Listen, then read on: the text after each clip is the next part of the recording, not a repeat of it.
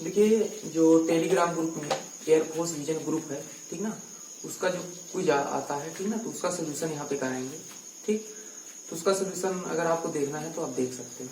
ठीक, तो देखिए जो पहला क्वेश्चन था, क्वेश्चन नंबर फर्स्ट क्या था, एक्स स्क्वायर माइनस का 4xy प्लस का 4y² माइनस का 26x प्लस का 2y प्लस का 44 इक्वल टू 0। ठीक ना, ये क्वेश्चन था। ठीक, तो कह रहा था कि ये जो इक्वेशन है ये क्या रिप्रेजेंट करता है, यानी किस कर्व को ये रिप्रेजेंट करेगा, यानी किसको ये व्यक्त करेगा। ठीक, तो देखिए जो ऑप्शन है, तो ऑप्शन में देखिए क्या क्या है, सर्किल है, पैराबोला है, हाइपरबोला है, एलिप्स है। ठीक, तो ऐसे तो आप इसको मेन तरीका ये है, पूरा वे ये है कि आप पहले क्या निकालें, ABC प्लस 2FGH माइनस का AF² माइनस का BG² माइनस का CH², ये निकालें। ठीक, ये डेल्टा कहलाता है। अब अगर डेल्टा इक्वल टू 0 हो जाएगा तो फिर ये जो इक्वेशन होगी वो क्या हो जाएगी, पेयर ऑफ स्ट्रेट लाइन, यानी सरल रेखा युग्म। ठीक ना, ठीक, पेयर ऑफ स्ट्रेट लाइन, तो पेयर ऑफ स्ट्रेट लाइन हो जाएगा। ठीक, अब इसके बाद देखें, अगर डेल्टा नॉट इक्वल टू 0, ठीक, और A इक्वल टू B और H इक्वल टू 0, तब ये किसको रिप्रेजेंट करेगा, सर्किल को रिप्रेजेंट करेगा। अगर डेल्टा नॉट इक्वल टू 0 है, A, फिर उसके बाद A और B से मतलब नहीं है। ठीक ना, अब अगर H आपका बराबर है AB के, H² इक्वल टू का है कि है AB के, तो ये क्या रिप्रेजेंट करेगा, पैराबोला रिप्रेजेंट करेगा, यानी परवलय निरूपित करेगा। फिर उसके बाद अगर डेल्टा नॉट इक्वल टू 0 है, H² is less than AB है, तो ये क्या रिप्रेजेंट करेगा, एलिप्स, यानी दीर्घवृत्त निरूपित करेगा। ठीक, अगर डेल्टा नॉट इक्वल टू 0 है, H² is greater than AB है, तो ये क्या निरूपित करेगा, दीर्घवृत्त, वो सॉरी हाइपरबोला, यानी अतिपरवलय, हाइपरबोला। तो पूरी बात समझ लीजिए इसको, और ये मान के चलिए कि इससे एक क्वेश्चन आपका जरूर मिलेगा एयरफोर्स नेवी दोनों पेपर में। ठीक ना, कि देखिए जनरल इक्वेशन क्या होती है सेकेंड डिग्री की, ax² plus by² plus 2hxy plus का 2gx प्लस का 2fy plus c equal to 0, ये जनरल इक्वेशन होती है। ठीक ना, सेकेंड डिग्री की, मतलब दो घात का व्यापक समीकरण। ठीक, तो इसमें आपको सबसे पहले क्या निकालना होगा, delta equal to ABC plus 2FGH minus AF² minus BG² minus CH²। तो डेल्टा इक्वल टू अगर 0 होता है तो पेयर ऑफ स्ट्रेट लाइन, यानी सरल रेखा युग्म।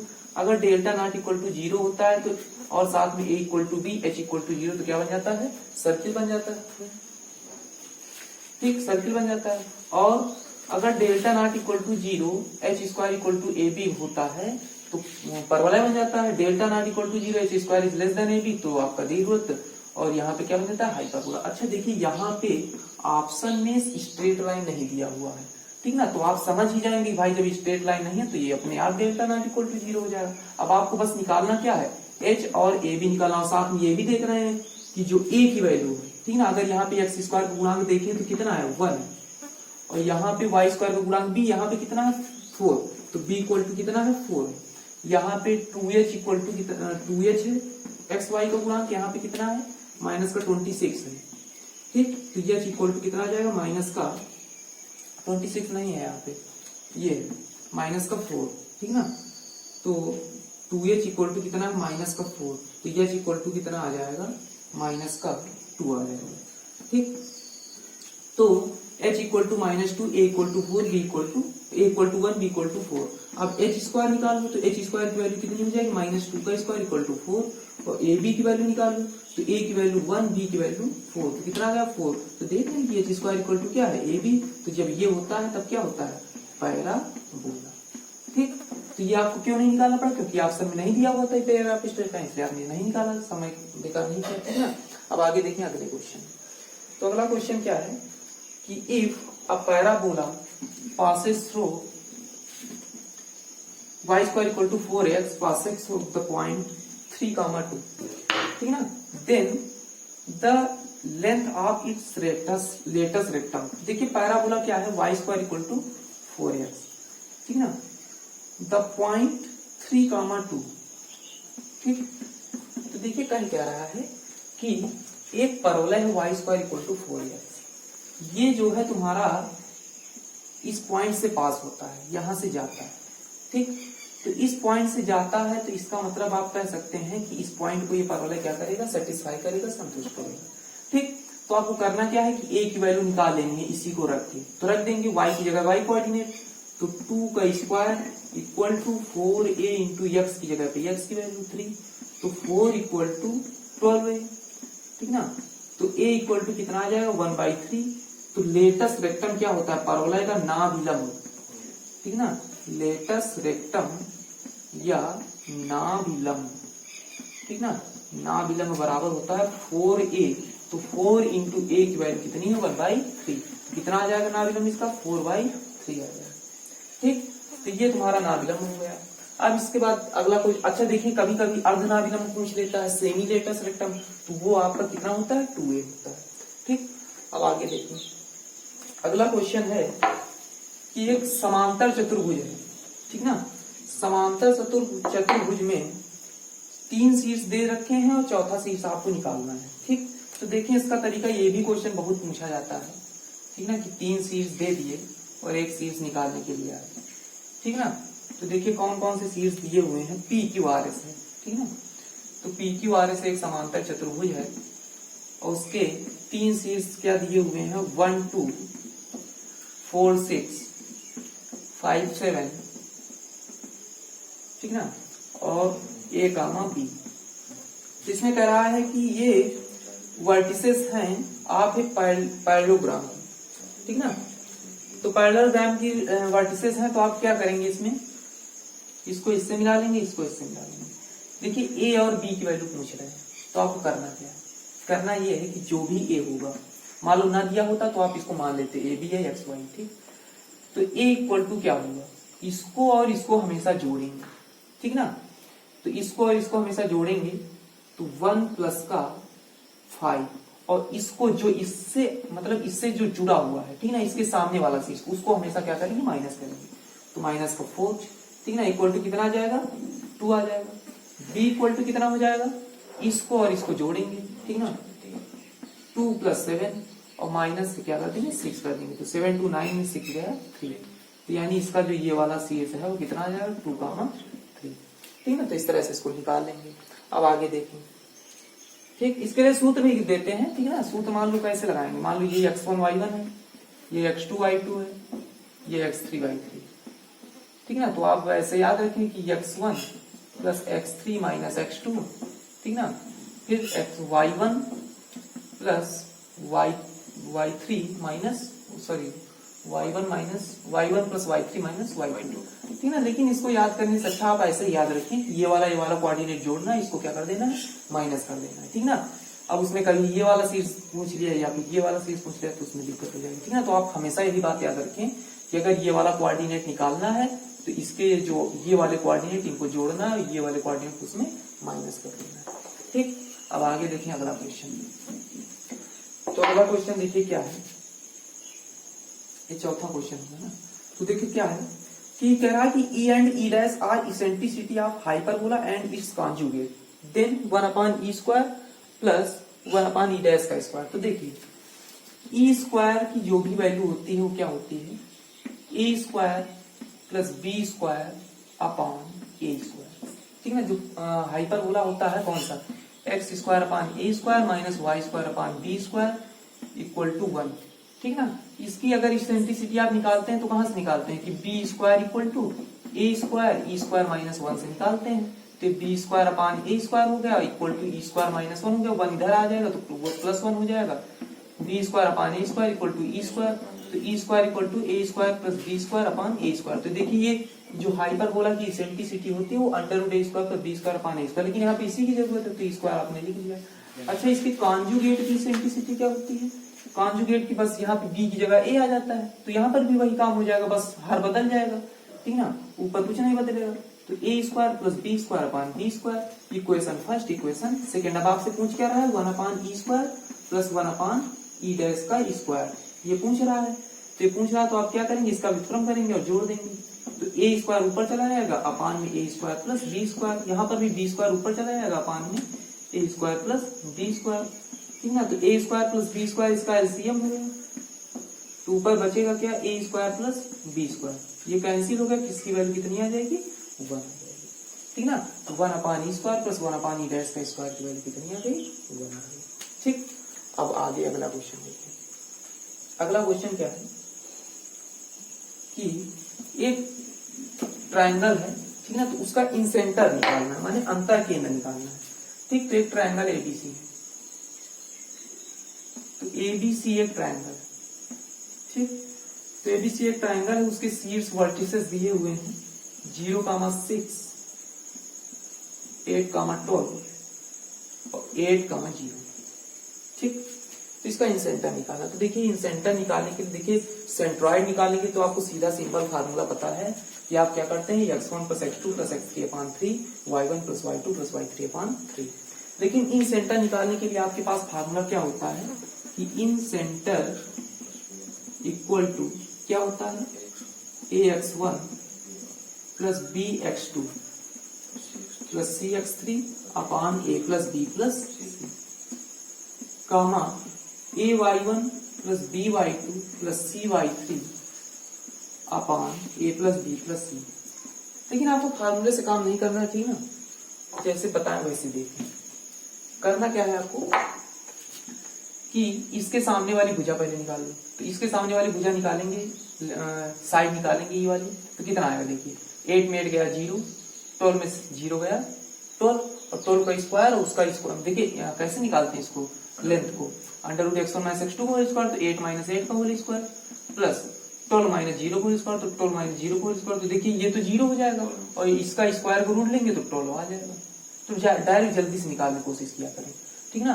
तो 0 - 8 का स्क्वायर 64, 6 - 0 का स्क्वायर 36, 64 और 36 जोड़ेंगे 100 आ जाएगा रूट के अंदर, और 100 का स्क्वायर रूट कितना हो जाएगा, 10 हो जाएगा। इसमें भी देखें 8 - 6 0 हो जाएगा, ठीक ना। 8 - 0 जो है 8 हो जाएगा, 8 का स्क्वायर कितना हो जाएगा 64, और उसी तरह से 12 - 6 फिर 6 का स्क्वायर 36 ऐड कर देंगे कितना आ जाएगा, ये भी 10 आ जाएगा, ठीक। तो अब आपको इसका इन सेंटर निकालना है, ठीक ना। तो इन सेंटर निकालना है तो कैसे निकालेंगे, इन सेंटर सी कैसे निकालेंगे आप, कि हमेशा ध्यान रखें जो ये अगर साइड लेंगे तो ये वाले कोऑर्डिनेट रहेंगे, ये साइड लेंगे तो ये वाले कोऑर्डिनेट, ये साइड लेंगे तो ये वाली कोऑर्डिनेट, ठीक ना। तो पहले 12 × 0, तो 12 × 0 प्लस 12 × 0 प्लस 10 × 8, ठीक ना, प्लस 10 × 8। अभी x कोऑर्डिनेट केवल लेने हैं आपको, ठीक ना। फिर 10 × 8, ठीक ना, तो प्लस का 10 × 8 अपान a + b + c, यानी 10 + 10 + 12, ठीक, काम। फिर उसके बाद 10 × 0 प्लस 12 × 6 प्लस 10 × 12, तो 10 × 12, ठीक ना। बस यही बात ध्यान रखनी कि अगर ये वाली साइड रहेगी तो ये वाले कोऑर्डिनेट रहेंगे, ये वाली साइड रहेगी तो ये वाले कोऑर्डिनेट, मतलब अपोजिट वाले कोऑर्डिनेट रहेंगे। तो 5 में 10 + 10 + 12, ठीक। तो कितना आ जाएगा, C = देखिए ये तो 0 हो जाएगा, 12 8 जा 80, ये भी 80, तो 160 आ जाएगा, 160/32 कम, ये कितना आ जाएगा 72 और 120 कितना आ जाएगा 192 आ जाएगा अपॉन 32, ठीक ना। तो ये हो जाएगा 5 और ये आपका हो जाएगा 6, है ना। तो C की वैल्यू कितनी आ जाएगी 5,6, यानी इसका इन सेंटर कितना हो जाएगा 5,6, ठीक ना। तो ये आपका क्या हो जाएगा इन सेंटर हो जाएगा, ठीक। अब अगला देखिए, अगला क्वेश्चन क्या है, तो ये कौन सा क्वेश्चन है, क्या है कि स्थिर सदिश दिए हुए, एक त्रिभुज है, ठीक, एक त्रिभुज है ABC, उसके जो वर्टेक्स हैं उनके स्थिर सदिश यानी पोजीशन वेक्टर्स दिए हुए, ABC, तो ये स्थिर सदिश दिए हुए। ठीक, तो कह रहा है कि ये त्रिभुज जहां पे स्थित है इसके आपको क्या निकालने हैं, अभिलंब के सदिश निकालने हैं। ठीक, तो देखिए अभिलंब के सदिश आपको कभी भी किसी प्लेन में निकालने हो तो उस प्लेन में जो है मौजूद दो वेक्टर निकाल लीजिए। ठीक, तो ए बी वेक्टर निकाल लीजिए, AC वेक्टर कोई भी निकाल लीजिए। तो ए बी वेक्टर निकालते कैसे, OB माइनस OA से। अब ये OB है क्या, B का स्थिर सदिश, B का स्थिर सदिश कितना वेक्टर B है, और माइनस OA यानी वेक्टर A। फिर AC वेक्टर निकालो, AC निकालो, कुछ भी निकालो, ठीक ना, BC निकालो। ठीक, तो ये OC माइनस का OA हो जाएगा। तो OC माइनस OA, तो OC की वैल्यू वेक्टर C और OA की वैल्यू कितनी, वेक्टर A। ठीक, अब आपका अभिलंब का सदिश निकालना, तो वेक्टर n इक्वल टू कैसे निकालेंगे, vector AB cross vector AC। कभी भी आपको किसी समतल में स्थित दो सदिशों के लंबवत सदिश भी आपको निकालना हो तो यही करना है कि दो सदिश दे दें, दो वेक्टर दे दें और आप कहें कि इन दोनों के लंबवत सदिश ज्ञात करो, तो आपको यही करना, उनका क्रॉस प्रोडक्ट करा देना। क्योंकि A क्रॉस B का जो वैल्यू होता है, A क्रॉस B की जो भी वैल्यू होती है वो वेक्टर A पर भी परपेंडिकुलर होती है, वेक्टर B पर भी परपेंडिकुलर होती है। ठीक ना, कि इसका कारण क्या है कि अब होता क्या है कि mod vector A mod vector B sine theta और n कैप, और n कैप आप क्या लिखते हैं कि n कैप जो है वेक्टर A वेक्टर B दोनों पर क्या होता है, परपेंडिकुलर। तो n कैप जो है दोनों पर परपेंडिकुलर होता है, तो इसलिए इसकी जो भी वैल्यू आती है, क्योंकि ये दिशा तो लास्ट में n कैप की रहेंगी, ठीक ना, तो इसलिए जो है ये पूरा A cross B vector A पर भी परपेंडिकुलर होता है, वेक्टर B पर भी। तो AB क्रॉस AC करा दीजिए, तो AB की वैल्यू कितनी है, vector B minus vector A cross AC कितना है, vector C minus vector A। ठीक, तो क्रॉस प्रोडक्ट कराएंगे तो vector B cross vector C minus vector B cross vector A minus vector A cross vector C minus minus plus vector A cross vector A। तो अब आप जानते हैं कि B क्रॉस C तो रहेगा ही ऐसे ही, माइनस के B क्रॉस C को क्या लिख सकते हो, प्लस का A क्रॉस B लिख सकते हो, माइनस के A क्रॉस C को क्या लिख सकते हो, प्लस का C क्रॉस A, और A क्रॉस C कितना हो जाएगा, 0 हो जाएगा। बस यही आपका ऑप्शन में मिल जाएगा, ठीक ना। तो यही क्या हो जाएगा, इस त्रिभुज के समतल के लंबवत एक सदिश हो जाएगा, ठीक ना। तो आगे देखें अगला क्वेश्चन। तो अगला क्वेश्चन क्या है, देखिए कह कि द इक्वेशन, देखिए वही सेकेंड डिग्री की जो है इक्वेशन दी हुई है, जनरल इक्वेशन 2hxy प्लस का by स्क्वायर प्लस का 2gx प्लस का 2fy प्लस का c इक्वल टू 0। तो ये आपकी सेकेंड डिग्री की इक्वेशन दी हुई है, ठीक ना। सेकेंड डिग्री की इक्वेशन दी हुई है, तो आपसे कह क्या रहा है, तो कह क्या रहा है कि ये क्या रिप्रेजेंट करेगा, इलिप्स। तो देखिए दीर्घवृत्त कब निरूपित करता है, सीधे बताया था कि डेल्टा नॉट इक्वल टू क्या हो, 0 हो, ठीक है ना। डेल्टा नॉट इक्वल टू 0 हो और साथ में क्या होना चाहिए, H square is less then, ठीक। तो मतलब सारी बातें इसमें बता चुके हैं कि डेल्टा इक्वल टू अगर 0 हो गया तो क्या हो जाएगा, एक pair of straight line. Delta not equal to 0 हो जाए, H square less than AB हो जाए तो वो इलिप्स हो जाएगा। अगर H square delta not equal to 0 रहे, H square equal to AB हो जाएगा तो पैराबोला हो जाएगा। H square greater than AB हो जाए तो हाइपरबोला। और अगर h इक्वल टू 0 a बराबर a इक्वल टू b आ जाए तो कौन सा क्या हो जाएगा, सर्किल हो जाएगा, ठीक ना। तो आप सारी चीजें जान सकते हैं, ठीक। अब इसके बाद देखिए अगला क्वेश्चन क्या है। अगला क्वेश्चन क्या है कि I क्रॉस A, ठीक, plus J cross A plus K cross A, इसकी वैल्यू बतानी है, ठीक है ना। इसकी वैल्यू बतानी है,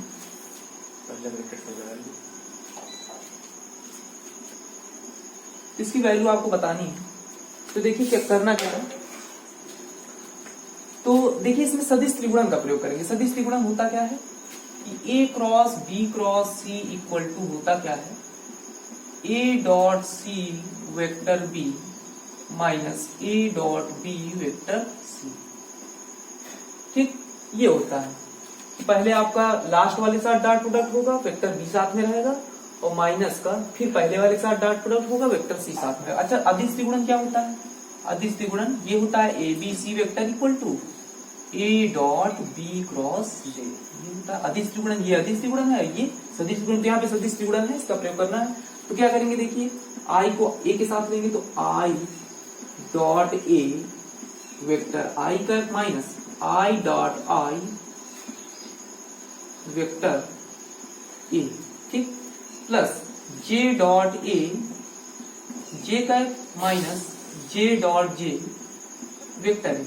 इसी तरह से यहां पर के डॉट ए वेक्टर के का माइनस के डॉट के वेक्टर ए, ठीक। अब देखिए करेंगे क्या कि वेक्टर यहाँ पे आई डॉट ए कैसे निकालेंगे जब ए का कंपोनेंट आई वाले नहीं पता है, ठीक ना। तो वेक्टर ए इक्वल टू मान लेंगे a1i plus b1j plus c1। अब ये बताइए कि जब आई डॉट ए कराएंगे तो केवल आई के गुणांक से गुणा होता है डॉट प्रोडक्ट में, तो कितना आ जाएगा, a1 आ जाएगा, और यहाँ पे आई है ही तो आई रहने दो, माइनस आई डॉट आई की वैल्यू 1 हो जाएगी, vector A I dot A की वैल्यू जे डॉट ए की वैल्यू तो अब जे वाले से केवल गुणा होगा तो कितना आ जाएगा, b1 आ जाएगा, ठीक ना। तो इसको a1 रखो, ठीक रहेगा ना। ये a1 ये इसको a2 कर दो, ठीक, ये a2 हो जाएगा, ये क्या हो जाएगा a3, ठीक। तो देखिए क्या होगा, j डॉट ए कितना हो जाएगा, a2 हो जाएगा, ठीक ना। तो माइनस का वो प्लस का a2j, फिर माइनस कितना कितना हो गया, देखिए पहले ये हो गया, ठीक है, ये हो गया, फिर उसके बाद j डॉट ए a2 हो गया, माइनस का ये वेक्टर a, फिर देखिए k डॉट ए इसी तरह से a3 से हो जाएगा पूरा इसका, तो a3, ठीक ना, k और k डॉट के तुम्हारा 1 हो जाएगा तो माइनस का a वेक्टर आ जाएगा, ठीक ना। तो a1i plus a2j plus a3k तो कितना हो जाएगा, इसको ऐड कर लेंगे, a1i plus a2j plus a3k और माइनस ये vector A vector A vector A कितना हो जाएगा, 3 वेक्टर ए, तो कितना हो जाएगा, ये वैल्यू किसकी मानी थी, वेक्टर ए ही तो माना था, ठीक ना। ये वैल्यू किसकी, वेक्टर ए की, तो vector A minus 3 vector A कितना हो जाएगा, माइनस का 2 वेक्टर है। तो ये ऑप्शन में कहीं पर भी नहीं है, इसलिए इनमें से कोई नहीं, ठीक। तो 4 वाला ऑप्शन हो जाएगा, ठीक। तो इसमें सदिश त्रिगुणन का आपने प्रयोग कर दिया बस। अब आगे देखिए, आगे देखें अगला क्वेश्चन क्या है कि point 3,4 and -2,6 situated with respect to line 3x minus का 4y माइनस का 8 इक्वल टू 0, ठीक है। तो ये मतलब ये पॉइंट जो है कहाँ पे स्थित है, तो आपको सीधे क्या करना है कि इन पॉइंट को इस लाइन में रख देना है। रखने के बाद ये देखना है कि दोनों के साइन अगर सेम है, दोनों के चिन्ह समान है तो वे एक ही तरफ होंगी रेखा के, और अगर दोनों के साइन यानी दोनों के चिन्ह अलग अलग हैं तो वे दोनों क्या हो जाएंगी, अलग अलग दिशाओं में अपोजिट साइड में हो जाएंगे, ठीक ना। तो पहले 3 4 इसमें रखेंगे, ठीक ना। तो 3 इंटू 3 एक्स की जगह एस पढ़ने, वाई की जगह वाई, माइनस का 4 इंटू 4 माइनस का 8 इक्वल टू कितना आएगा 9। देखिए कुछ भी आए, देखो माइनस में बड़ा है ना, तो ये क्या हो जाएगा, लेस देन 0 हो जाएगा। उसी तरह से इसको रखें तो 3 इंटू -2 माइनस का 4 इंटू 6, ठीक ना, और माइनस का 8, ठीक। तो ये कैसा आएगा, ये माइनस का 6 हो जाएगा, ये माइनस का 24 हो जाएगा, ठीक ना, माइनस का 24 है, ये माइनस का 8, ये भी लेस देन 0, ठीक ना। तो इसकी साइड क्या हो जाएगी, सेम हो जाएगी, ठीक ना। तो ये सेम साइड में रहेंगे, ठीक, यानी both lie on the same side of line, ठीक ना। तो दोनों जो है, इसमें एक कमी है, क्वेश्चन में जो दिया हुआ है वो कहते हो 2, -6 दिया हुआ, ठीक ना। तो -6 रख लो, तो ये तुम्हारा थोड़ा बदल जाएगा, क्या हो जाएगा कि 3 इंटू एक्स की जगह पे 2 माइनस के 4 इंटू माइनस का 6 माइनस का 8, ठीक। तो अब देखिए अब ये माइनस माइनस प्लस हो जाएगा, तो ये 6 और प्लस का 24 माइनस का 8, प्लस वाला बड़ा हो गया, ठीक है। तो ये कौन सी साइड में होंगे, अपोजिट साइड में। तो ये दोनों जो है लाई ऑन अपोजिट साइड, ठीक। तो ये दोनों जो है रेखा की जो है विपरीत दिशाओं में होंगे, ठीक ना। तो मतलब जैसे ये रेखा बनी तो एक इस साइड में होगा, एक इस साइड में होगा, ठीक। अच्छा अगर इक्वल टू में 0 आ जाएगा तो क्या होगा कि वो जो है लाइन पर ही रहेगा, अगर इक्वल टू 0 आ गया तो लाइन पर ही रहेगा, ठीक। अब आगे देखते हैं अगला क्वेश्चन। अगला क्वेश्चन क्या है कि A B C are mutually perpendicular unit vector, vector A, vector B, vector C, ये तीनों जो है म्यूचुअली परपेंडिकुलर वेक्टर है, ठीक ना, मतलब आपस में समकोण जो है बना रहे हैं, मतलब 90 डिग्री कोण बनाए हैं, और साथ में यूनिट वेक्टर भी, तो यूनिट वेक्टर भी है। तो आपसे पूछ क्या रहा है कि vector A plus vector B plus vector C की वैल्यू पूछा, तो बहुत इंपॉर्टेंट क्वेश्चन पूछा जाता है क्वेश्चन। तो देखिए आपसे कई बार बताया कि इसका वैल्यू आप नहीं निकाल सकते, इसके स्क्वायर की वैल्यू आप निकाल सकते हैं। तो इसका पहले आप क्या करेंगे, स्क्वायर, क्योंकि सदिश का जो वर्ग होता है वो मापांक के वर्ग के बराबर होता है, ठीक। अब देखिए होगा क्या, ये वैसे ही A plus B plus C के होल स्क्वायर से आप तोड़ लेंगे, A square plus B square plus C square plus 2a dot B plus 2b dot C plus 2c dot A. अब ये बताएं कि सदिश है, इस सदिश का वर्ग मापांक के वर्ग के बराबर, तो इसको मापांक रख दें, ठीक। अब A dot B, B dot C, C dot कितना हो जाएगा, 0 हो जाएगा। क्यों 0 हो जाएगा, क्योंकि तीनों परपेंडिकुलर वेक्टर्स हैं, ठीक ना। तो ये 1 का स्क्वायर, ये भी 1 का स्क्वायर, ये भी 1 का स्क्वायर, बस इतना है 3। लेकिन इसकी वैल्यू थोड़ी निकालनी, इसके स्क्वायर रूट की वैल्यू निकालनी है। तो ए plus B plus C square root ले लेंगे, कितना आ जाएगा, √3 आ जाएगा, ठीक। तो ये आपका क्या हो जाएगा, ए प्लस बी प्लस सी की वैल्यू हो जाएगी। अब आगे देखते हैं, आगे क्वेश्चन क्या है, देखो 27 मिनट का कितना है, 30 सेकंड बचे। तो देखिए अगला क्वेश्चन क्या है,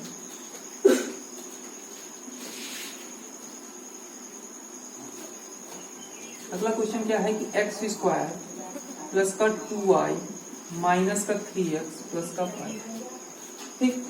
ये आपका पैराबोला है, तो इसका वर्टेक्स और फोकस निकालना है, ठीक ना। तो देखिए वर्टेक्स और फोकस निकालना है, तो आप क्या करेंगे कि एक्स स्क्वायर माइनस 3x तो इधर ही रखेंगे, ठीक ना। ये पैराबोला है, ठीक है, तो पैराबोला का वर्टेक्स और फोकस निकालना, ठीक। तो इसका क्या बताना है आपको, फोकस बताना है और वर्टेक्स बताना है, ठीक ना। तो वर्टेक्स आप निकाल लें, जो वर्टेक्स वाला, वर्टेक्स के साथ जो भी लगा हुआ वही आपका ऑप्शन सही हो जाएगा, ठीक। तो सबसे पहले क्या करेंगे, एक्स स्क्वायर माइनस 3x, इसको उधर कर देंगे, तो माइनस का 2y माइनस का 5, ठीक ना। ये आपका जो है परवलय का इक्वेशन है, ठीक। तो ये परवलय का इक्वेशन है। तो अब आपको क्या करना है, इसको पूर्ण वर्ग बनाना है। तो एक्स स्क्वायर माइनस का 2 से गुणा करा देंगे और 2 से भाग करा देंगे, ठीक ना, इक्वल टू माइनस का 2y माइनस का 5। अब जो भी ये 2x के मल्टीप्लाई में होगा उसी के वर्ग को इधर जोड़ देंगे और इधर भी जोड़ देंगे, ठीक। तो होगा क्या, यहाँ से x माइनस का 3/2 का होल स्क्वायर, ठीक, इक्वल टू, अब इसको जो है ऐड कर लेंगे, ठीक ना। तो कितना आ जाएगा, माइनस के 2y 20 में 9 जाएगा 11, तो माइनस से 11/4 आ जाएगा, ठीक ना। तो अब होगा क्या, आप क्या करेंगे, यहाँ पे माइनस का 2 कॉमन ले लेंगे, तो माइनस का 2 कॉमन लेंगे तो y प्लस का 11/4 आ जाएगा, ठीक। तो y प्लस का 11/8 आ जाएगा, ठीक ना। अब क्या करेंगे, ये कैपिटल एक्स स्क्वायर और इसको माइनस का 2 इंटू कैपिटल y, ठीक ना। अब यहाँ पे 4 होना चाहिए, तो 4 से गुणा करा लें, 4 से भाग करा लें, ठीक ना। तो कितना हो जाएगा, 1/2, यानी माइनस का 4 इंटू 1/2 इंटू y। तो X square minus X square equal to minus 4ay के रूप का होगा, ठीक। तो इसका वर्टेक्स होता क्या है, वर्टेक्स कोई भी मानक समीकरण उसका क्या होता है, 0,0, यानी शीर्ष उसके क्या होते हैं, 0,0। अब 0 आपका ये कैपिटल एक्स कोऑर्डिनेट है, capital Y coordinate, capital X equal to 0 और कैपिटल एक्स की वैल्यू किसकी है, X minus 3/2, X minus 3/2 equal to 0, X equal to कितना आ जाएगा, 3/2 आ जाएगा, ठीक। फिर उसके बाद capital Y equal to 0, capital Y किसकी वैल्यू है, y प्लस 11/8 की, तो y प्लस 11/8 इक्वल टू 0, तो y इक्वल टू माइनस का 11/8, ठीक। तो इस तरह से ये आपको क्या आ गया, वर्टेक्स आ जाएगा। तो वर्टेक्स आप लिख सकते हैं कि वर्टेक्स इक्वल टू 3/2 माइनस 11/8। अब जो भी ऑप्शन मिल रहा है साथ में वही आपका क्या हो जाएगा, फोकस का हो जाएगा। लेकिन फोकस आप निकाल ले सकते हैं, ठीक ना। फोकस होता क्या है इसका, फोकस इसका होता है कि -a, 0, माइनस का 1, ठीक ना। तो इसका फोकस क्या होता है 0 गामा माइनस का यानी -1/2। तो इसी तरह से इसमें भी इसको कैपिटल एक्स मान लो, इसको कैपिटल वाई मान लो। तो कैपिटल एक्स इक्वल टू 0 और कैपिटल एक्स की वैल्यू कितनी है, कैपिटल एक्स की वैल्यू है एक्स माइनस 3/2, ठीक ना, इक्वल टू 0। तो एक्स इक्वल टू कितना आ जाएगा 3/2। और उसी तरह से capital Y equal to -1/2। Capital Y की वैल्यू कितनी है, कैपिटल वाई की वैल्यू क्या मानी थी y + 11/8। तो y + 11/8 इक्वल टू -1/2। तो यहाँ से y की वैल्यू निकाल आएगी, ठीक ना। तो ऑप्शन आपका कौन सा हो जाएगा, ऑप्शन नंबर बी हो जाएगा इसका, ठीक ना। अब आगे देखते हैं। तो आगे देखिए क्या है कि दिया हुआ कि यदि mod of vector A plus vector B equal to है mod of vector A minus vector B, तो वेक्टर ए तथा वेक्टर बी कैसे वेक्टर है, ठीक ना। तो देखिए बिल्कुल सीधी सी बात है कि मॉड आप कभी भी दिखे आप सीधे क्या कर देंगे, स्क्वायर कर देंगे, ठीक। तो a प्लस बी का होल स्क्वायर ये हो जाएगा, ये क्या हो जाएगा a माइनस बी का होल स्क्वायर, ठीक। तो a square plus B square plus 2 vector a dot vector b equal to a square plus B square minus 2 vector a dot vector b। तो देखिए आप जानते हैं कि वेक्टर a स्क्वायर ये कैंसिल हो जाएंगे और ये इधर आ जाएगा। तो 4a dot b equal to कितना आ जाएगा 0। तो अगर a dot b equal to 0 तो आप क्या कहते हैं कि वेक्टर a लंब है वेक्टर b। तो वेक्टर a जो है लंब हो जाएगा वेक्टर b, ठीक। अब अगला क्वेश्चन देखते हैं, ठीक ना।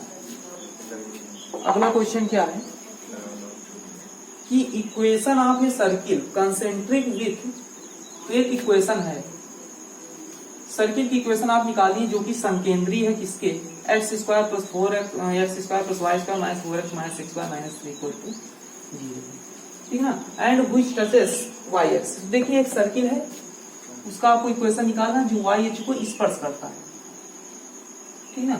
तो YH को स्पर्श करने वाले सर्किल का इक्वेशन आपको निकालना है। और सेंटर आपको इसी का पता है क्योंकि कह रहा है कि आपको जो सर्किल निकालना है वो इस सर्किल के संकेंद्री, इस वृत्त के संकेंद्री है। तो इसका केंद्र आपको निकालने का तरीका बताया कि इसका जो x को कोऑर्डिनेट उसको आधा कर दो, ठीक है, क्योंकि 2gx प्लस 2fy से तुलना कराएंगे तो 2g बराबर -4 तो g बराबर -2 और y बराबर -3 और यहाँ पे -g का -f इसका सेंटर होता है। तो ये कितना आ जाएगा 2, 3, ठीक।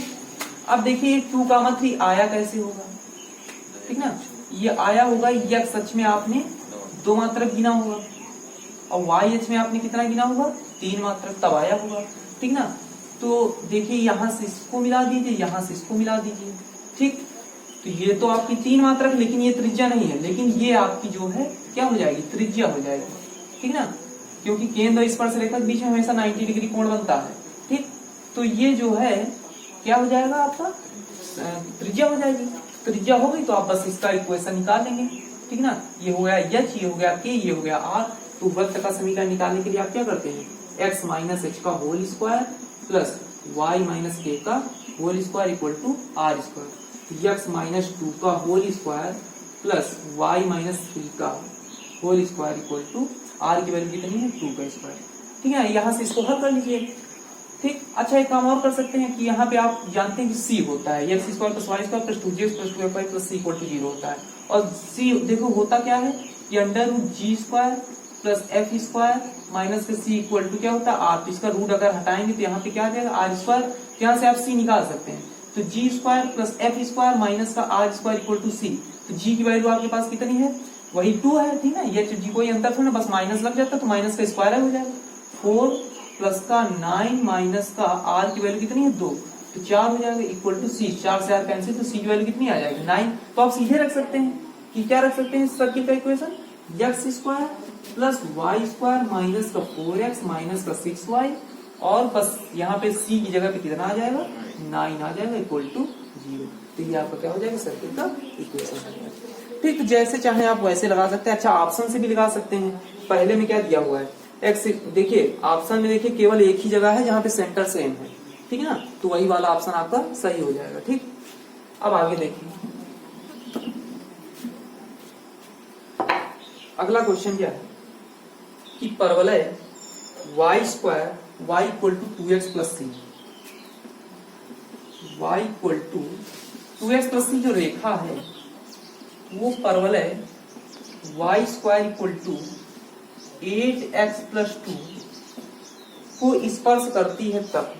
तो देखिए इसको कब स्पर्श करेगी, देखिए कोई भी रेखा किसी भी वक्र को टच करे तो आपको सीधे एक बात दिमाग में रखनी है कि रेखा से y या x की वैल्यू निकाल के आपको वक्र में रख देंगे, कर्व से में रख देंगे। रखने के बाद आपको हमेशा क्या करना है, b square equal to 4ac का फार्मूला लगाना है, क्योंकि वो फार्मूला काहे का है कि मूल समान होने का प्रतिबंध। तो क्योंकि दो घात समीकरण हल करोगे तो दो मान आने हैं, ठीक ना। और अगर दो जगह पे काट देगा तो फिर प्रतिच्छेदी रेखा हो जाएगी, ठीक ना, इंटरसेक्टिंग लाइन हो जाएगी। और एक जगह पे काटने के लिए क्या होना चाहिए, वैल्यू दो आए लेकिन दोनों क्या हो जाए, सेम हो जाए, तो एक पॉइंट पर टच करेगा। तो आप सीधे क्या करेंगे कि y equal to 2x plus C यहाँ पे रख देंगे।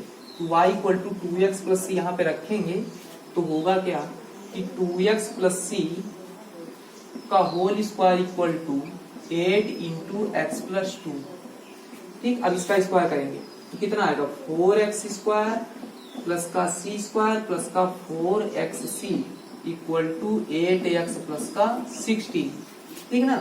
तो 4x स्क्वायर, अब ये 8x यहाँ पे लाएंगे और माइनस कर देंगे तो x कॉमन ले लेंगे तो कितना आएगा 4c माइनस का 8, ठीक, प्लस का c स्क्वायर माइनस का 16 इक्वल टू 0, ठीक।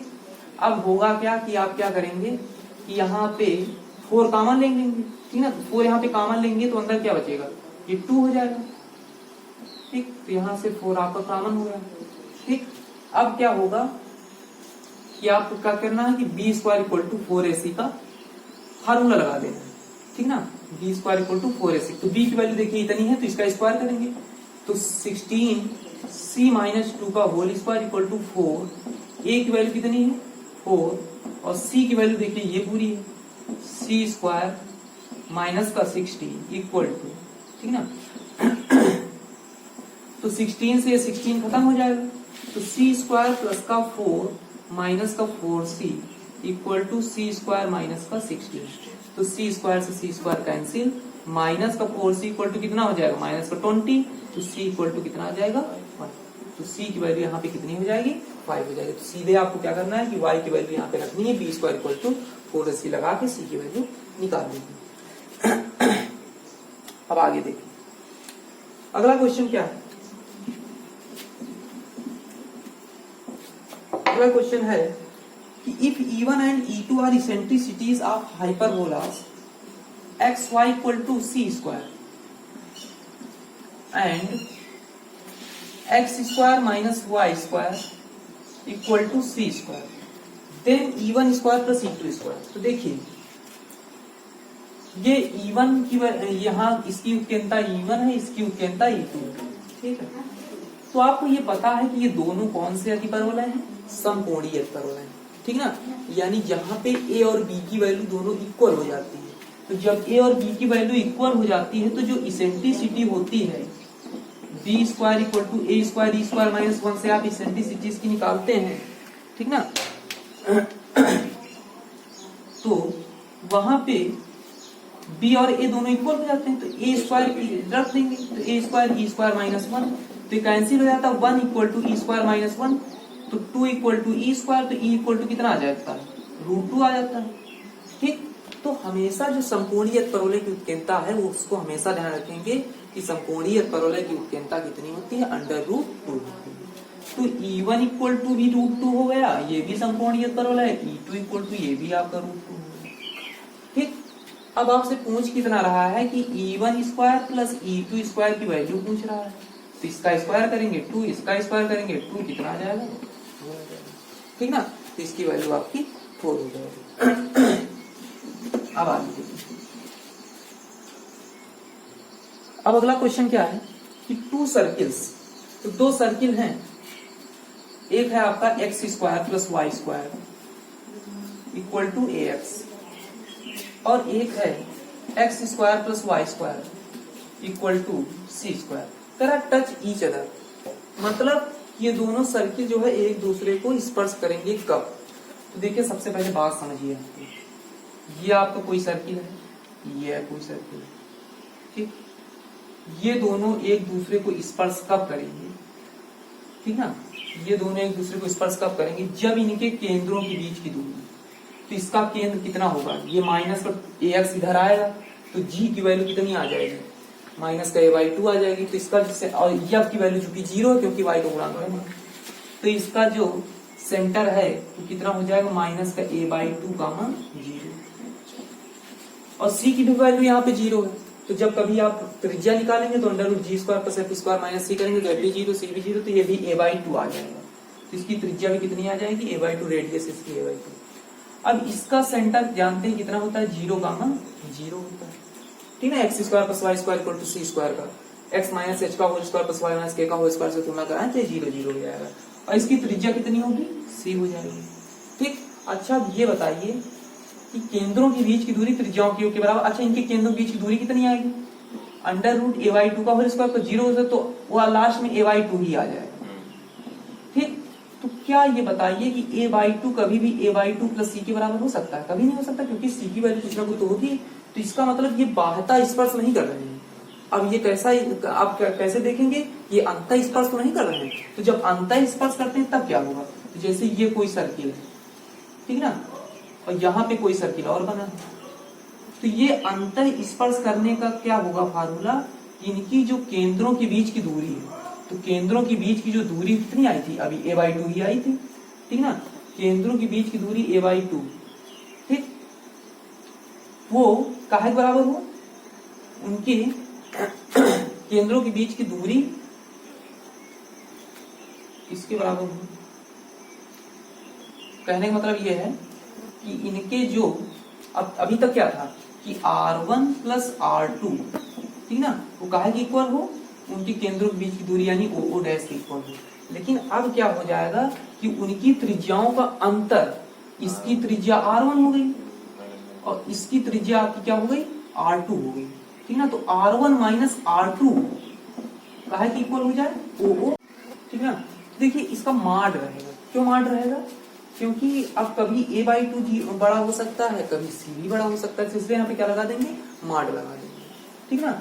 तो माड लगा देंगे तो अब देखो एक काम करेंगे कि माड लगा देंगे तो ये माइनस बाहर निकाल देंगे, क्योंकि अगर ऐसे ही माड खोल देंगे तो ये यहाँ पे a/2 होगा, ठीक, क्योंकि केंद्र बीच की दूरी कितनी आएगी, जब आप √x - x2 का whole square + y - y2 a/2 - 0 whole square a/2 आ जाएगा, ठीक ना, 0 - 0 आपका 0 ही आ जाएगा, ठीक। तो यहाँ पे लगा देंगे माड, ठीक। फिर उसके बाद क्या करेंगे कि माड यहाँ से बाहर निकालेंगे, ठीक ना, माड हटाते हैं तो होता क्या है, a/2 - c = ± a/2 आ जाएगा, ठीक ना। जब भी माड हटाएंगे, ठीक ना, तब क्या आ जाएगा, यहाँ पे प्लस माइनस आ जाएगा, ठीक ना। तो माइनस का c इक्वल, अब एक बार क्या ले लेंगे, प्लस चिन्ह, तो प्लस चिन्ह में तो ये कैंसिल हो जाएगा, ठीक ना, एक क्या ले लेंगे, माइनस का चिन्ह, तो माइनस का चिन्ह लेने पर, ठीक, तो माइनस का चिन्ह लेंगे तो माइनस का c = माइनस का a/2, और ये भी उधर जाके माइनस का a/2 हो जाएगा, तो माइनस माइनस से क्या हो जाएगा, प्लस, तो c = कितना आ जाएगा, a आ जाएगा। तो उसीलिए ऑप्शन में क्या दिया हुआ, माड a = c दिया हुआ, तो क्योंकि a की वैल्यू कभी ऋणात्मक नहीं होती, ठीक है ना, तो माड a = c दिया हुआ, पहला ऑप्शन इसका सही हो जाएगा। देखिए एक बार इसको और देख लीजिए। सबसे पहले करना क्या है आपको कि दोनों सर्किल के इक्वेशन दिए गए हैं, ठीक, इस सर्किल का आप क्या निकालिए, सेंटर और रेडियस निकालिए, ठीक ना, वही x² + y² + 2gx + 2fy + c = 0 से तुलना करा के। इसका जानते हैं कि 0, 0 इसका सेंटर होता है, रेडियस इसकी c होती है, ठीक। अब क्या करेंगे कि केंद्रों के बीच की दूरी निकाला, ठीक ना, सब कुछ निकाल के देखा, लेकिन बाह्यता स्पर्श नहीं करेंगे, आपको पता है, क्योंकि बाह्यता स्पर्श अगर करते तो होता क्या कि c+ का a/2 = a/2, और ये कभी हो नहीं सकता। तो इसका मतलब ये कैसे स्पर्श कर रहे हैं, अंत स्पर्श, और अंत स्पर्श करने का प्रतिबंध क्या है कि त्रिज्याओं का अंतर, तो इसकी त्रिज्या c और इसकी त्रिज्या a/2 या फिर a/2 - का c, ठीक ना। अब ये लेकिन अब प्लस आया कि माइनस आया, इसलिए इसमें क्या लगा दिया, माड लगा दिया, ठीक। ये काहे बराबर हो, जो है त्रिज्याओं का अंतर, इनके केंद्रों के बीच की दूरी, तो केंद्रों के बीच की दूरी निकाल लीजिए। तो केंद्रों के बीच की दूरी √a1 a/2 - 0 का होल स्क्वायर और प्लस 0 - 0, तो वही a/2 का होल स्क्वायर, उसका स्क्वायर रूट ले लेंगे, कितना आ जाएगा, a/2 आ जाएगा, ठीक ना। अब क्या किया, माड हटाया तो यहाँ पे प्लस माइनस लग गया, तो केवल माइनस चिन्ह लेने पर c = कितना a आ गया, और a कभी ऋणात्मक होता नहीं, इसलिए इसमें क्या लगा दिया, माड लगा दिया। अब अगला क्वेश्चन देखिए। अगला क्वेश्चन क्या है कि दो लाइंस हैं, ठीक है ना। दो लाइनें हैं, कौन सी लाइनें हैं? 3x माइनस का 4y प्लस का 7 इक्वल टू 0, और एक लाइन है 12x प्लस का 15y माइनस का 2 इक्वल टू 0। इसमें कह रहा है कि bisector of angle between lines, तो मतलब इन लाइन के बीच में आपको कोण समद्विभाजक निकालना है, ठीक ना। तो कोण समद्विभाजक निकालने का सीधे तरीका होता है कि आप ये पूरी लाइन का इक्वेशन लिखो, 3x माइनस का 4y प्लस 7 अपान, इसमें बस इसका क्या करो, under root A square plus B square कर दो, तो अंडर रूट 3 3 जा 9, 4 4 जा 16। इसमें भी वही काम करो कि पूरी लाइन का इक्वेशन को 12x प्लस का 15y माइनस का 2 अपान अंडर रूट इसका a का स्क्वायर करेंगे तो 144 प्लस इसका b का स्क्वायर करेंगे 225, ठीक ना। तो देखिए, हाँ 3x माइनस का 4y प्लस का 7 अपान, ये कितना आ जाएगा? 5 आ जाएगा, और ये कितना आ जाएगा? 12x प्लस का 15y माइनस का 2 अपान, ये कितना आ जाएगा? 9, ये 6 और 4 to 6 आ जाएगा, और 2 1 3 आ जाएगा, 3 69। तो ये 12x प्लस 5y, ठीक ना, 12x प्लस 5y, तो 5y है, तो ये अब कितना हो जाएगा? 25, तो कितना आ जाएगा? 13 आ जाएगा। अच्छा हाँ, एक बात देखिए, कोण समद्विभाजक में यहाँ पे क्या लगता है? माइनस लगता है, प्लस माइनस। लेकिन जब चिन्ह यहाँ पे अचर वाले के चिन्ह देखेंगे, अगर ये चिन्ह असमान है, अलग अलग है, तो आपको यहाँ पे केवल क्या लगाना है? प्लस लगाना है। और अगर ये दोनों चिन्ह समान है तो फिर आपको क्या लगाना है? यहाँ पे माइनस लगाना है। तो यहाँ पे अगर प्लस प्लस हो जाए या माइनस माइनस हो जाए तो यहाँ पे क्या लगा देंगे? माइनस। लेकिन अगर एक जगह प्लस है एक जगह माइनस, तो आपको क्या रखना है? प्लस है, ठीक है। तो ये बात इसमें बहुत ध्यान देने वाली है, ठीक है, कि अगर चिन्ह आपके असमान है तो आप वैसे ही लेके चलो, लेकिन चिन्ह अगर समान है तो फिर क्या लेके चलेंगे? माइनस लगाएंगे, ठीक। तो अब होगा क्या? फिर गुणा करा लो, जो भी आए उसको निकाल लो, ठीक ना। तो ये 39x माइनस का 50 2y प्लस का 91 इक्वल टू 60x प्लस का 25y और माइनस का 10। तो 60x में ये जाएगा तो कितना आ जाएगा? 21x आ जाएगा, ठीक ना। 25y और ये इधर आएगा तो कितना आ जाएगा? माइनस का, इधर आएगा तो प्लस हो जाएगा ना, तो 77y, और ये इधर आ जाएगा तो माइनस का 101 इक्वल टू 0। तो ये आपका क्या हो जाएगा? आंसर हो जाएगा, ठीक ना। तो यही आपका बी वाला ऑप्शन सही हो जाएगा, ठीक। तो बस कोण समद्विभाजक, ठीक ना, एंगल बाइसेक्टर निकालने में आपको हमेशा यही बात ध्यान रखनी है कि इस रेखा के समीकरण को लिखो, इस रेखा के समीकरण को लिखो, दोनों में under root A square plus B square से भाग करो, ठीक ना। इसके भी ए स्क्वायर प्लस बी स्क्वायर से भाग, इसके भी under root A square plus B square से भाग करो। फिर उसके बाद आपको ध्यान देना कि कांस्टेंट वाले चिन्ह क्या है, सी के चिन्ह क्या है। तो अगर सी के चिन्ह दोनों जो है अलग अलग है तो प्लस माइनस नहीं, माइनस नहीं लगाना है, ठीक ना। और अगर जो है सी के चिन्ह जो है दोनों सेम हो जाए, यहाँ प्लस प्लस हो जाए माइनस माइनस हो जाए, तो यहाँ पे क्या लगा देना? माइनस लगा देना, ठीक है। तो ये आपका क्या होता है? कोण समद्विभाजक होता है, ठीक। अब आगे देखिए अगला क्वेश्चन क्या है, करा कि the projection of vector A on vector B. तो देखिए वेक्टर ए का प्रोजेक्शन निकालना, 2i प्लस का 3j प्लस का 3k on vector B. Vector B की वैल्यू क्या है? i माइनस का 2j प्लस का k, ठीक। तो ये निकालना है। तो इसको निकालने के लिए आपको करना क्या होता है? देखो प्रोजेक्शन, लेंथ ऑफ प्रोजेक्शन जब पूछेगा तो आप सीधे क्या निकालेंगे? a dot B upon mod of B. ये होती है वेक्टर ए के वेक्टर बी पर प्रक्षेप की लंबाई। लेकिन यहाँ पे प्रक्षेप नहीं पूछ रहा है, यहाँ पे प्रक्षेप के साथ साथ उसका प्रक्षेप सदिश पूछ रहा है, प्रोजेक्शन वेक्टर पूछ रहा है, ठीक ना। क्योंकि आंसर जो आ रहा है ऑप्शन दिए हुए हैं वो प्रोजेक्शन वेक्टर के रूप में दिए, तो आपको प्रोजेक्शन वेक्टर निकाल। तो प्रोजेक्शन वेक्टर के लिए बस आपको क्या करना होगा? वेक्टर बी की दिशा लगा देनी होगी, ठीक ना। तो किसी भी वेक्टर की दिशा उसके यूनिट वेक्टर के बराबर ही होती है, ठीक ना। भाई देखो ए जो वेक्टर है उसका प्रोजेक्शन बी पे निकालना है, तो जब ए यहाँ पे गिरेगा तो दिशा तो बी की ही लेगा, ठीक है। इसका प्रक्षेप इस पर निकालना है, तो जब भी इसका प्रक्षेप यहाँ पे आएगा तो दिशा वो हमेशा किसकी लेगा, बी की लेगा। तो वही दिशा बी की देने के लिए आपने क्या किया, बी का जोड़ दिया, ठीक ना। तो अब आगे देखें, तो ए डॉट बी निकालेंगे तो आई वाले का आई वाले से गुणा 2, ठीक ना। फिर बी की फिर जे वाले से गुणा तो माइनस का 6, फिर के वाले से गुणा प्लस का 3। तो ये तुम्हारा ए डॉट बी हो गया upon mod of B. Mod of B की वैल्यू कितनी है, अंडर रूट 1 + 4 + 1, 1 + 4 + 1 और इंटू यूनिट वेक्टर बी। तो वेक्टर बी यहाँ पे लिख दो i - 2j प्लस का k upon mod of vector B. तो अंडर रूट 1 + 4 + 1 तो कितना आ जाएगा 3 2 5 में 6 गया माइनस का 1 तो माइनस का अंदर मल्टीप्लाई कर दो तो -i प्लस का 2j माइनस का k अपान ये भी √6 ये भी √6 कितना आ जाएगा √6। तो ये आपका हो जाएगा प्रोजेक्शन, ठीक ना। तो ये जो है डी वाला ऑप्शन इसका सही हो जाएगा, ठीक। अब इसके बाद देखिए अगला क्वेश्चन। अगला क्वेश्चन क्या है कि एक बल है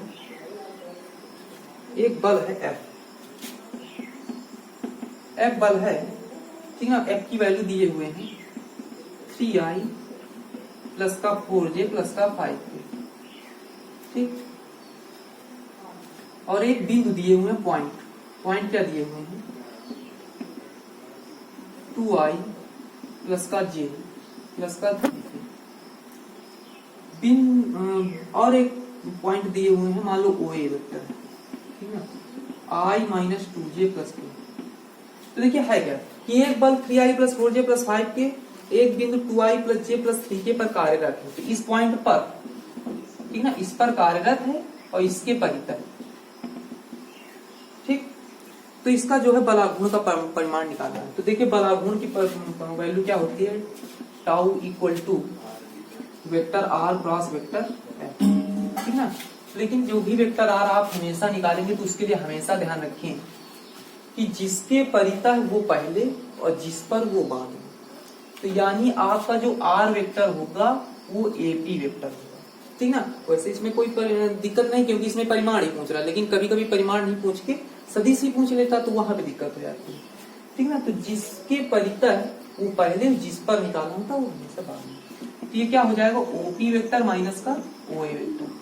तो OP वेक्टर की वैल्यू कितनी है, ये है, और OA वेक्टर की वैल्यू ये है। तो 2i में आई गया और j माइनस माइनस प्लस हो जाएगा तो प्लस का 3j का और 3k माइनस के कितना हो जाएगा 2k हो जाएगा। तो ये आपका क्या हो गया वेक्टर r हो गया। अब आप जानते हैं कि टाउ इक्वल टू क्या होता है r क्रॉस f होता है। तो अब क्रॉस प्रोडक्ट निकालने के लिए आप क्या करते हैं साड़ी बनाते हैं i j k, ठीक ना। तो i j k तो r की वैल्यू कहाँ पे है ये, तो इसके गुणांक लिखो 1 3 2 और f की वैल्यू 3 4 5। तो i लेंगे i वाली पंक्ति छोड़ेंगे i वाला स्तंभ 5 3 जा 15 माइनस 4 2 जा 8 माइनस का j, ठीक ना। तो j वाली पंक्ति j वाला स्तंभ 5 5 जा 5 5 माइनस का 6 तो 5 माइनस का 6 प्लस का k लेंगे k वाली पंक्ति k वाला स्तंभ 4 माइनस 9, ठीक।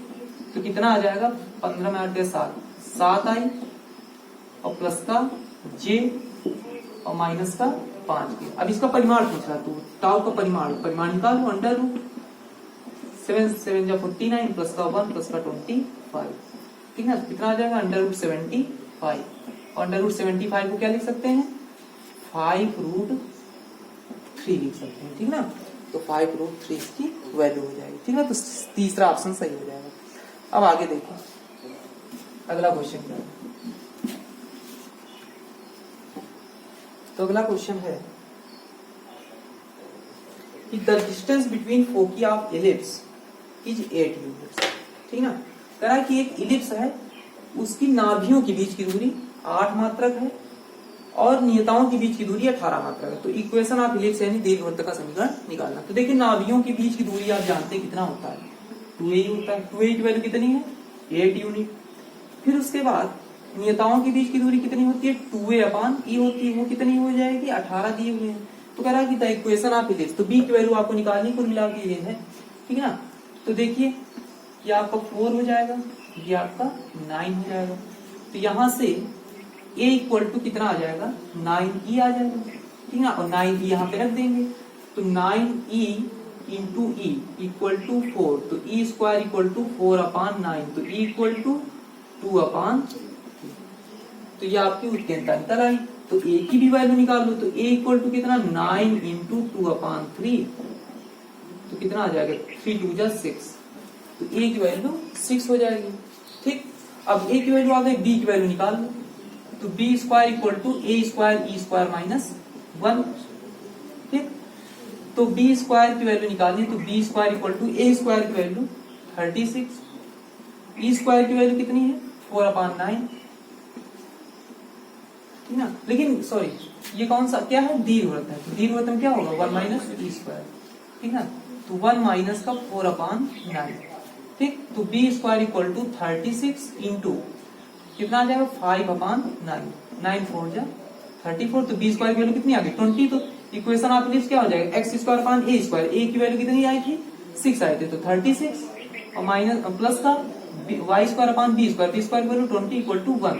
तो ये आपका दीर्घवृत्त का समीकरण। ठीक ना, अब आगे देखिए अगला क्वेश्चन है कि एक प्लेन, ठीक ना, प्लेन पासिंग थ्रू पॉइंट 0 0 0 7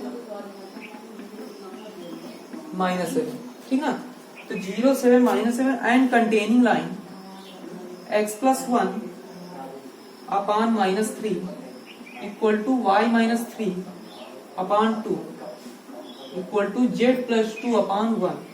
ठीक ना, तो कह रहा है कि एक प्लेन है वो इस पॉइंट से जाता है और इस लाइन को रखता है। ठीक ना, तो उसकी इक्वेशन निकालिए। ठीक ना, तो आपको इसकी इक्वेशन निकालनी है। ठीक, तो देखिए सबसे पहले बात करिए, ये मान लो कोई प्लेन, ठीक, तो ये इस पॉइंट से जाता है 0 0 0 7 -7, ठीक, और साथ में इस पॉइंट को रखता है।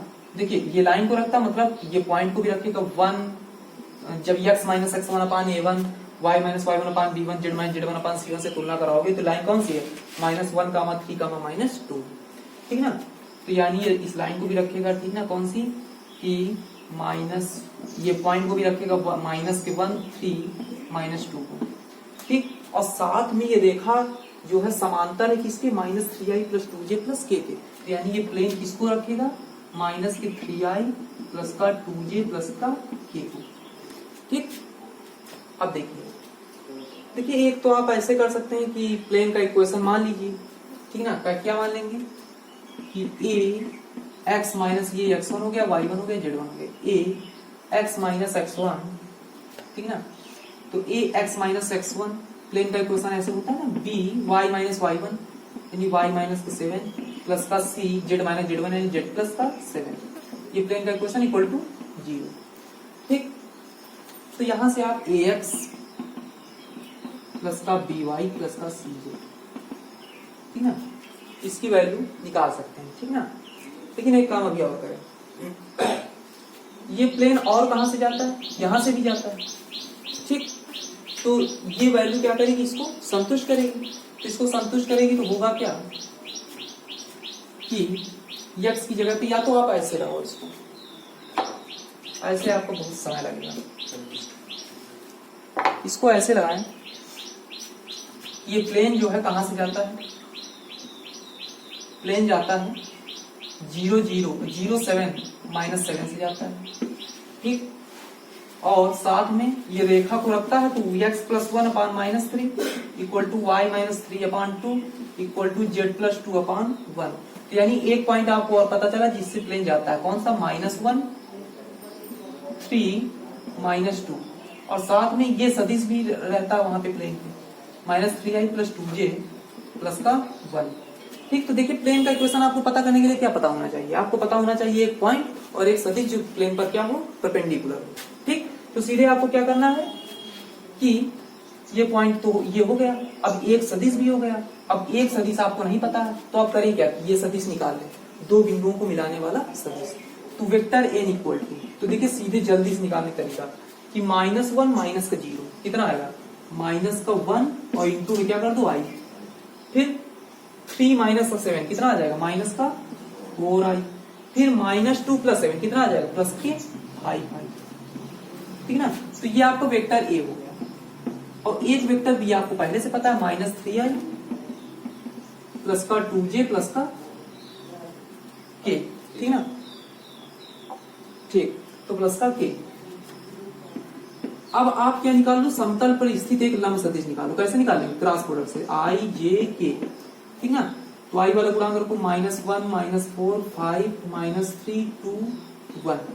तो n vector equal to i लेंगे तो i वाली पंक्ति छोड़ेंगे, i वाला स्तंभ, तो -4 -10, माइनस का j लेंगे, j वाली पंक्ति छोड़ेंगे, j वाला स्तंभ, -1 और प्लस का 50 और प्लस का k लेंगे, k वाली पंक्ति छोड़ेंगे, k वाला स्तंभ, तो -2 और -12। ठीक ना, तो कितना आ जाएगा, vector n equal to -14i और -14j और ये -14k। तो -14 ले लेंगे कॉमन, तो i प्लस का j प्लस का k। अब समतल का समीकरण होता क्या है, r dot n equal to a dot n। और a वेक्टर कोई भी मान लो वेक्टर मतलब a वैल्यू वही पॉइंट की है, तो पॉइंट कोई वेक्टर मान लो, वेक्टर a इक्वल टू यही वाला वेक्टर मान लो। ठीक ना, तो 0i प्लस का 7j माइनस का 7k। तो प्लेन का जो इक्वेशन होगा r dot n equal to a dot n से निकालेंगे, तो r डॉट n की वैल्यू यही है, -14 i प्लस का j प्लस का k equal to a dot n। तो a डॉट n करेंगे तो a डॉट n कैसे निकालेंगे, a वाले का a वाले से गुणा, तो पहले -14 लिख लो, तो a वाले के वाले से गुणा तो ये 0 हो जाएगा, ये j वाले के j वाले से गुणा तो 7 हो जाएगा। ठीक ना, और k वाले का k वाले से गुणा तो ये -7 हो जाएगा। ठीक ना, तो यानी ये कितना हो जाएगा आपका, 0 हो जाएगा, और ये -14 0 बटन के लाएगा 0 हो जाएगा। तो यहां से देखिए r dot i plus j plus k आ गया, लेकिन आंसर इसमें ना दिया होगा, आंसर जो है x y z में दिया। तो आपको सीधे क्या करना है, i की जगह पे x, j की जगह पे y और k की जगह पे z इक्वल टू 0। ये समतल का समीकरण हो जाता है कि ध्यान से पहले बार समझ लीजिए। फिर से क्या करना है आपको कि ये समतल है, समतल का समीकरण निकालना। ठीक, समतल कहां से जाता है, 0 7 -7 से जाता है और इस रेखा को रखता है। तो यानी ये रेखा कहां से जाने वाली, -1 3 -2 से जाने वाली, तो इस पॉइंट को भी रखता होगा। और ये रेखा किसके समांतर है, -3i plus 2j plus k के समांतर, तो ये सदिश भी रखता होगा। एक सदिश आपने यहाँ से निकाल दिया। ठीक ना, कि दोनों OB माइनस OS जो करते हैं उसी से निकाल लिया। ठीक ना, तो उसी से आपने क्या किया, इसको निकाल लिया वेक्टर ए और इसको वेक्टर बी मान लिया। ठीक, और vector n equal to a cross b से आपने जो है समतल पर लंब एक सदिश निकाल लिया। तो समतल पर लंब एक सदिश निकाल लिया तो वेक्टर n इक्वल टू इतना आ गया।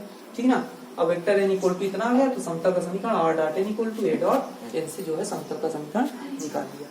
ठीक, अब इसके बाद देखिए कि अगला क्वेश्चन क्या है कि वेक्टर a इक्वल टू दिया हुआ है, वेक्टर a इक्वल टू क्या दिया हुआ है, a equal to 2i plus का 2j प्लस का k और a dot b equal to दिया हुआ है कि 14। ठीक ना, तो आपको a क्रॉस b बराबर दिया हुआ है 3i प्लस का j माइनस का 8। तो वेक्टर b आपको निकालना है। ठीक, तो देखिए वेक्टर b निकालना है। ऑप्शन आपको क्या क्या दिए हुए हैं, ऑप्शन दिए हुए हैं, ऑप्शन दिए हुए हैं कि 5i माइनस का j प्लस का 2k, और b वाला ऑप्शन दिया हुआ है 5i प्लस का j माइनस 2k, और c वाला ऑप्शन दिया हुआ है 5i प्लस का j प्लस का 2k। तो देखिए आप सीधे डॉट प्रोडक्ट करा के देख लें, जो सही है उसी के लिए सही हो जाएगा। ठीक ना, तो देखिए अच्छा एक बात और जानते हैं, जो वेक्टर भी आएगा जो भी वो इस पर क्या होगा, परपेंडिकुलर होगा। ठीक ना, तो जिसका डॉट प्रोडक्ट इसके साथ 0 हो जाए वही आपका क्या हो जाएगा, सही वाला मतलब आ जाएगा वेक्टर भी। तो देखिए है क्या, इसमें कराएंगे तो 5 3 जा 15 और माइनस कौन कितना आ जाएगा 14, 8 2 जा 16, 0 नहीं होगा। ठीक, इसमें भी कराएं 5 3 जा 15 और 1 16 आ जाएगा, और ये माइनस माइनस प्लस 16 प्लस 16 ये भी 0 नहीं होगा। इसमें देख लीजिए 5 3 जा 15 और 1 1 जा 1। ठीक ना, तो ये कितना हो जाएगा 15 इसका इसके साथ कराओगे, जे का जे के साथ कराओगे 1 आ जाएगा, और 8 का -2 के साथ कराओगे -16 कितना आ जाएगा 0 आ जाएगा। तो मतलब ये जो है इस पर लंब है, और आप ये जानते हैं जो वेक्टर बी होगा वो ए क्रॉस बी पर भी लंब होगा, वेक्टर ए भी ए क्रॉस बी पर लंब, लेकिन आपको निकालना है वेक्टर बी, ठीक है ना। तो यानी ये इस पर लंब है, इसलिए यही आपका क्या हो जाएगा वेक्टर बी हो जाएगा। आप इसका डॉट प्रोडक्ट भी इसके साथ निकाल के देख सकते हैं, वो भी कितना आएगा 14 आएगा। तो आपका ऑप्शन कौन सा सही हो जाएगा, यही तीसरा वाला ऑप्शन सही हो जाएगा। अब आगे देखिए, आगे क्वेश्चन है कि ortho centre of A triangle, एक ट्राइंगल है उसका आर्थो सेंटर कितना दिया हुआ है 0,1, सेंट्रॉइड जी दिया हुआ है 2,3, देन इस सर्कम सेंटर ये पूछ रहा है। तो देखिए हमेशा ध्यान रखें इसको निकालने के लिए कि जो सेंट्रॉइड होता है, ठीक ना, जो सेंट्रॉइड होता है वो आर्थो सेंटर और सर्कम सेंटर को मिलाने वाली रेखा को कितने अनुपात में बांटता है 2 अनुपात 1 में। और हमेशा ध्यान रखना कि आर्थो सेंटर सबसे दूर होता है, आर्थो सेंटर माने लंब केंद्र, ठीक ना, ये केंद्रक ये परिकेंद्र, ठीक ना।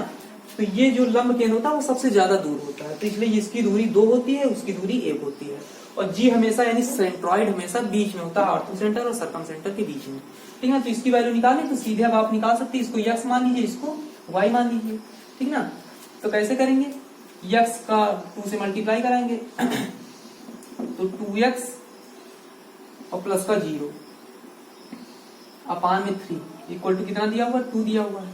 तो यहां से 2x इक्वल टू 6 आ जाएगा, तो x इक्वल टू कितना आ जाएगा 3 आ जाएगा, ठीक ना।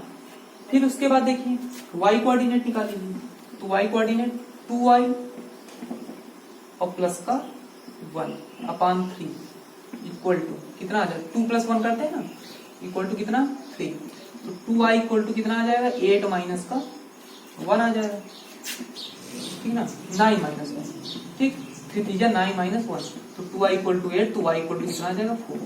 यानी आपका जो सर्कम सेंटर यस है वो कितना हो जाएगा 3,4।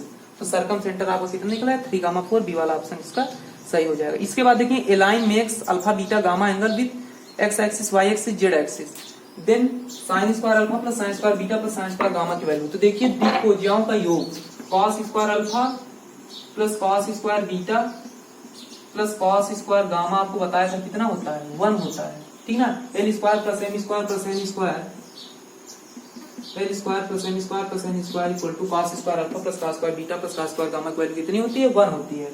तो अब इसमें क्या कह रहा है कि sin square alpha plus sin square beta plus sin, तो यहाँ पे 1 माइनस sin स्क्वायर अल्फा, यहाँ पे 1 माइनस sin स्क्वायर बीटा, यहाँ पे 1 माइनस sin स्क्वायर गामा रखेंगे, कितना आएगा sin square alpha plus sin square beta plus sin square gamma, इसकी वैल्यू कितनी आ जाएगी 2 आ जाएगी, ठीक ना।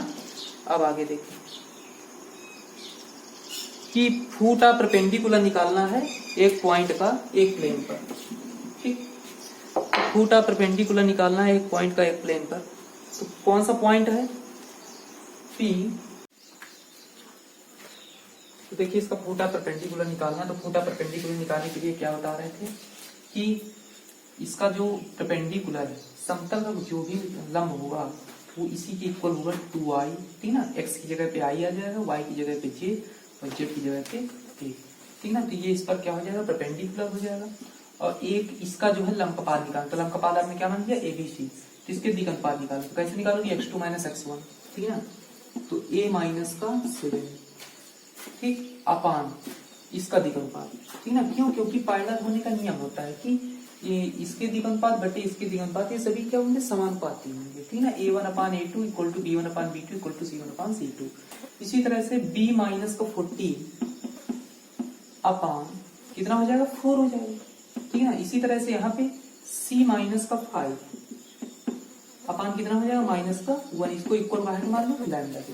देखिए सीधी सी बात है कि आप इसके द्विघात निकालो, इसके द्विघात निकालो, और समांतर होने के प्रतिबंध क्या होता है a1/a2 बराबर b1/b2 बराबर c1/c2, ठीक। तो a इक्वल टू कितना हो जाएगा 2 लैम्डा प्लस का 7, b इक्वल टू कितना आ जाएगा 4 लैम्डा प्लस का 14, और c इक्वल टू कितना आ जाएगा माइनस का लैम्डा प्लस का 5, ठीक ना। तो ये एबीसी की वैल्यू आ गई। अब देखिए ये पॉइंट एबीसी कहाँ पे स्थित है समतल पे स्थित है, तो समतल के समीकरण को संतुष्ट करेगा तो रख देंगे। तो 2 इंटू एक्स की जगह पे एक रख देंगे, ठीक ना, 2 लैम्डा प्लस 7 प्लस 4 इंटू वाई की जगह क्या रख देंगे, 4 लैम्डा प्लस का 14 माइनस जेड की जगह पे यही सी रख देंगे, तो माइनस माइनस प्लस का लैम्डा और माइनस का 5 इक्वल टू 2, ठीक ना। तो यहाँ से लैम्डा की वैल्यू निकाल लेंगे, तो लैम्डा की वैल्यू कितनी हो जाएगी, 4 लैम्डा प्लस का 14, अभी इसका सरल करें, ठीक ना, 16 लैम्डा और प्लस का 56 प्लस का लैम्डा माइनस के 5 इक्वल टू 2, ठीक। तो 4 लैम्डा 16 लैम्डा कितना हो जाएगा, 20 लैम्डा 20 और ये कितना हो जाएगा 21 लैम्डा इक्वल टू कितना आ जाएगा कि ये 56 और ये 14 कितना हो जाएगा 70, ये कितना हो जाएगा 70 में 5 जाएगा 65, ठीक ना, 65 उधर जाएगा माइनस का 63 हो जाएगा, ठीक है ना। जब 2 में माइनस होगा तो माइनस का 63 हो जाएगा, तो लैम्डा इक्वल टू कितना आ जाएगा माइनस का 3, तो लैम्डा की वैल्यू माइनस के 3 जो है यहाँ पे रख दीजिए, तो ए की वैल्यू कितनी आ जाएगी 3 2 जा 6 माइनस 7 कितना आ जाएगा 1 आ जाएगा, ठीक ना, ए की वैल्यू 1 और 3 4 जा 12, तो 14 में 12 जाएगा कितना आ जाएगा 14 में 12 जाएगा 2 आ जाएगा, और ये कितना आ जाएगा माइनस माइनस प्लस का 3 और 5 3 कितना आ जाएगा 8, तो यानी फुट ऑफ परपेंडिकुलर कितना आ जाएगा 1 2 8। अगर आपसे प्रक्षेप पूछ रहे तो प्रक्षेप यहाँ पे होता है, और जो फुट ऑफ परपेंडिकुलर होता है प्रक्षेप और इसका क्या होता है मध्य बिंदु होता है, ठीक ना। अब अगला क्वेश्चन देखें, अगला क्वेश्चन अंतिम क्वेश्चन है, ठीक ना, कि एक इक्वेशन आपको निकालना है, ठीक ना, लाइन का इक्वेशन निकालना है जो अक्षों से समान अंतःखंड काटती है, ठीक है ना, अक्षों से समान अंतःखंड काटती, यानी अगर इससे ए काटती तो इससे भी ए काटेगी, ठीक, और साथ में कौन से पॉइंट से होके जाती है 6 कामा माइनस 5 से जाती है, ठीक ना, तो 6 कामा माइनस 5 से जाती है। तो रेखा का समीकरण क्या होता है, अंतःखंड रूप x अपान ए प्लस y अपान बी, लेकिन यहाँ पे दोनों इक्वल हो गए तो ये क्या हो जाएगा a इक्वल टू 1, तो x plus Y equal to a, ये इक्वेशन हो गया लाइन का। लेकिन ये इक्वेशन का ये लाइन कहाँ से जाती है 6 कामा माइनस 5 से, तो 6 कामा माइनस, चूंकि रेखा 6 कामा माइनस 5 से जाती है, ठीक ना, इसलिए ये इसके समीकरण को क्या करेगी संतुष्ट करेगी, तो यानी 6 माइनस 5 इक्वल टू ए, तो ए इक्वल टू कितना आ जाएगा 1 आ जाएगा, तो इसलिए रेखा का समीकरण क्या हो जाएगा x plus Y equal to 1। तो देखिए पहली कुछ के सारे क्वेश्चन हो गए हैं, ठीक ना, इन सभी को आप लोग सॉल्व कर लेंगे, ठीक, सॉल्व कर लेंगे और चैनल को सब्सक्राइब कर लेंगे, ठीक ना, और वीडियो को लाइक कर देंगे, ठीक ना, और शेयर ज्यादा से ज्यादा करें।